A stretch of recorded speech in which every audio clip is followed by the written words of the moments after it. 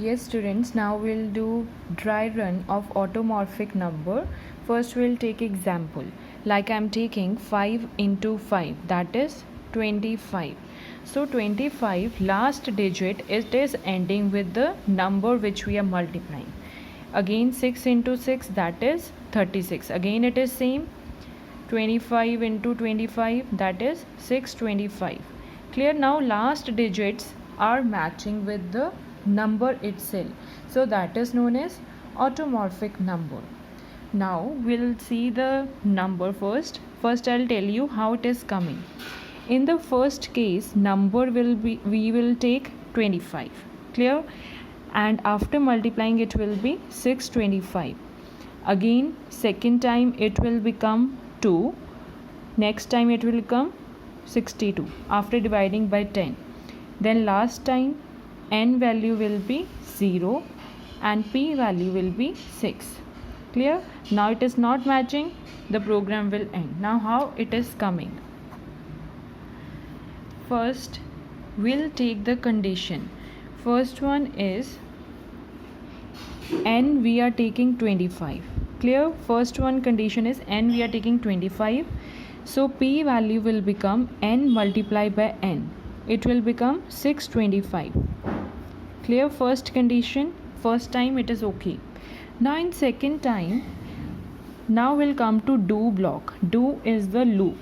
Now I'll tell you syntax of loop, how it is coming, how the syntax of do while is coming. First we do initialization. Initialization means int n, int p, whatever we are taking. Clear? With data type variable, whatever we are taking, that is known as initialization. Then we'll take the curly bracket. Clear? Here initialization we will do. Then we'll take the do in small letters only. Then curly bracket.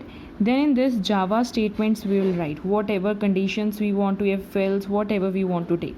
Here all the Java statements will come. Then curly bracket. Then in the end, while we will write in small letters, and here condition whatever we are taking. Then simple bracket close, then semicolon. This is the syntax for writing do while. Now we'll see this side. Now in do block, what is there? If n modulus 10 is not equal to p modulus 10. Now this sign is of not. Clear? Exclamatory mark is of not. This one means not equal to.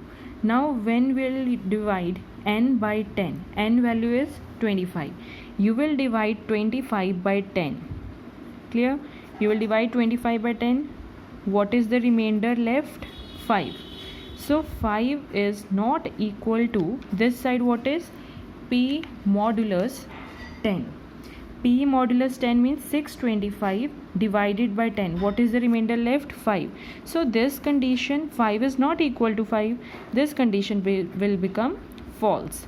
If it is false, we will come to the else part now. Clear? Now this one we did first time. Second time, now else part. What is the else part? N is equal to n divided by 10. P is equal to p divided by 10. Now what we will do? We will divide n by 10. N value, it is 25. 25 divided by 10. Here it is divide sign. So we will pick quotient value. Now n value will become 2. Because 10 2s are, clear? 10 2s are. So this value we will pick now. It is not modulus. Here modulus was there. That's why we were taking remainder value.